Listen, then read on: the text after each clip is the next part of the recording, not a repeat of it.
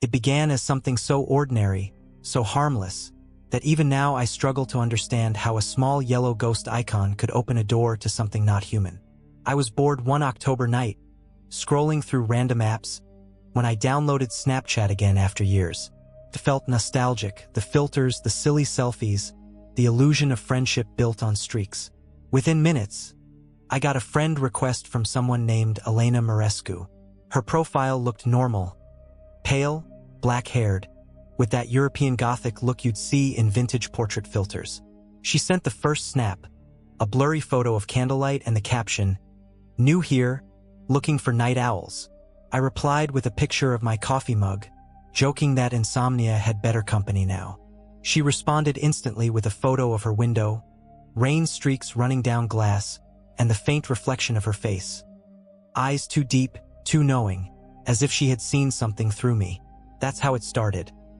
Casual snaps that slowly turned intimate, not romantic, but hauntingly close, like she was reading my mind through the screen. Within a week, she began sending short clips from her life in Romania. An old house in the countryside, creaky wooden floors, dim yellow light flickering in the corners. She'd often whisper in her snaps, saying things like, "Listen closely, you can hear him." I thought she was just being weird or artistic. Once, she sent me a photo of her mirror, captioned, "He likes you." When I asked who, she replied with just a skull emoji. It was around that time that my phone started freezing whenever I tried to open her snaps, like the app was struggling to process something unnatural.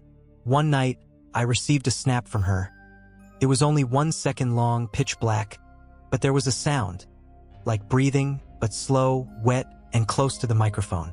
I thought it was a glitch, but when I replayed it, it had changed. It now showed my bedroom wall behind me, as if someone else had filmed it. The next morning, I searched for her username. Gone. The chat was deleted.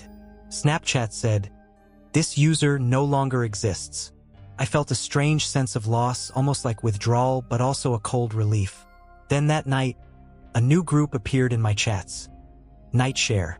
I never joined it. It had 7 members with usernames like random binary codes. One looked like Elena M666. I clicked it out of curiosity, and immediately a video loaded, grainy, shaky footage of a candlelit room with someone sitting in front of a mirror. I realized with a jolt it was me. Same shirt, same room, same chair. My phone fell from my hand. I hadn't filmed anything. My heart pounded so hard I could barely breathe. When I looked back at the phone, the video was gone, and a message from Elena M666 said, "We can see you too." That night I couldn't sleep.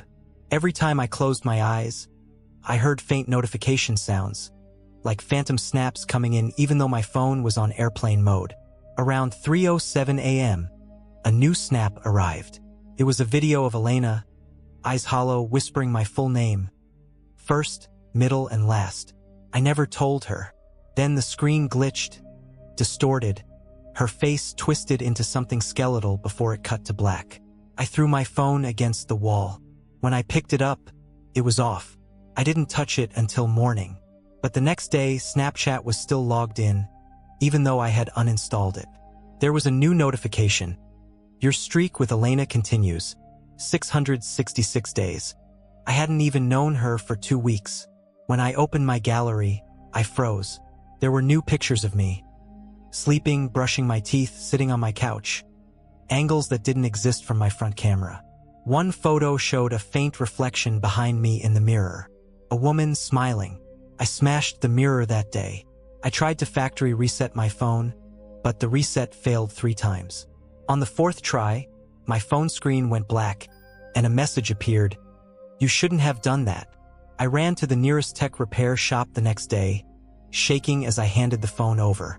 The technician looked puzzled and said, This phone's camera's been recording non-stop for 72 hours. He showed me the storage folder. It was full of silent, black and white clips of me sleeping. Some videos were filmed from the corner of my room, as if from ceiling height. Others had flashes of her. Elena, standing behind me, her mouth moving, whispering something I couldn't hear. I threw the phone away, bought a new one, new number, new account. But that night, as I sat in my new apartment, I heard the familiar ping of a Snapchat notification. Coming from my new phone, still sealed in its setup screen. I opened it and the app was already installed. Logged in. My Bitmoji was smiling, holding a candle, and the caption read, "He's coming." I ran outside, thinking maybe someone hacked me.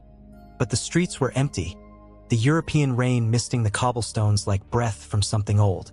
When I came back in, my TV was on, static flashing. On the screen was a paused Snapchat video, a candlelit room, and in the reflection me, standing exactly where I was now, holding my phone. The lights flickered. A shadow moved behind me, faint but unmistakable. My phone vibrated again. Another snap. I opened it with trembling hands. Elena's face filled the screen, pale and rotting, eyes leaking black tears. She whispered, "You opened the mirror." Then my reflection in the window smiled back, though I hadn't. My hand moved without me telling it to. I dropped the phone, backed away, but it buzzed again and again, the same notification repeating. New snap from Elena. I covered the screen, but the whisper came from behind me now, clear, breathing the words, "Now you're one of us." Days have blurred since then. My phone doesn't turn off. When I sleep, I hear the snap sound, faint but close to my ear, even when the battery is dead. Sometimes I wake up to find new pictures in my gallery. Me smiling in ways I never do, sometimes standing in places I've never been. The mirror I broke is whole again every morning, and in it, she's there, behind me, waiting. I've realized something now. Snapchat doesn't just share moments, it takes them. Takes a piece of your reflection each time you send one. That's why filters know your face so well. They're mapping your soul. Elena was never real, or maybe she was once. A girl who stared too long into her own filtered reflection until something from the other side reached out. Maybe she's the price of attention, the ghost built from too many digital faces craving to be seen. Now I see her everywhere.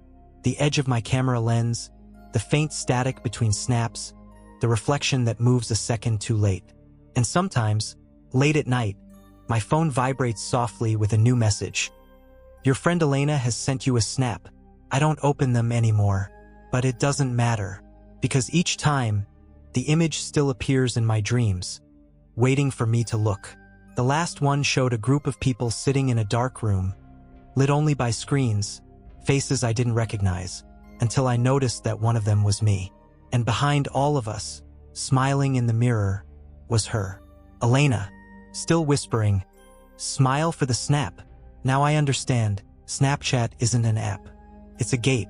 Every picture you take, every face filter that scans you, every AI lens that tracks your eyes, it's not just showing you, it's showing them. And if you ever get a friend request from someone named Elena Marescu, don't open it. Because she doesn't need you to accept. She's already watching from the reflection of your front camera, waiting for that one moment you blink long enough for her to step through. The last thing I ever posted was a black screen with a caption, "Good night."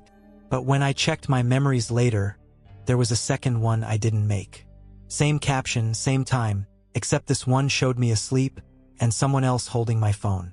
The username above it wasn't mine anymore. It was hers.